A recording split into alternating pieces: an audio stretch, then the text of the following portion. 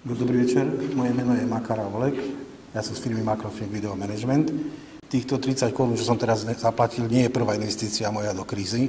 Ponikol som toho roku cestu na Cyprus, aby som videl tých oligarchov a čo sa tam dialo, ale mal by som takúto otázku. Keď som chádzal sem, tak bolo tam dole napísané, že peniaze točia svetom.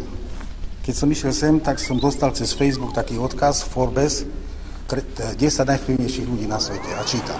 Spielberg, Ofram, Lukas. Kto je vlastne najvplyvnejší na svete? Robia si žarty z nás títo, ktorí robia tieto rebríčky, alebo čo? V akom zmysle majú na mysli? Tie firmy filmové točia také obrovské peniaze, alebo majú taký vplyv psychologicky? Potom zrejme platí to, že títo ľudia majú preto taký vplyv, že dokážu ovládať ekonomiku. A potom si zase povedzme, že vlastne tá ekonomika je viac menej psychologická veda, nie exaktná veda. Lebo teraz ešte raz, bez úražky, prosím vás, neurazte sa. Zatiaľ ste ma stále nepresvedčili o tom, že ekonomika je veda viac úspešná ako predpoveď počasia.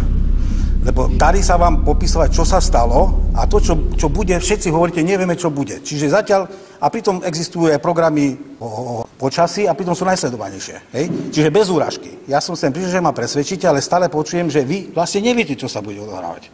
Hej? Čiže ešte raz sa pýtam, tieto rebríčky Forbesové točia svetom peniaze, alebo títo filmári?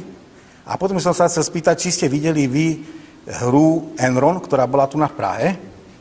Váš názor na ňu, či sa vám páči, alebo nie. Či by ste vy boli ochotní prispieť, keďže hovorí Forbes, že film má takýto obrovský dopad, ako odborný poradca jednému projektu, ktorý by som potom vám poslal, tým, hlavne ešte aj tým, že ste z Česká koruna, ste mimo trošku toho systému. Čiže nie ste ani v tom doláre, ani v tom euro. Ďakujem.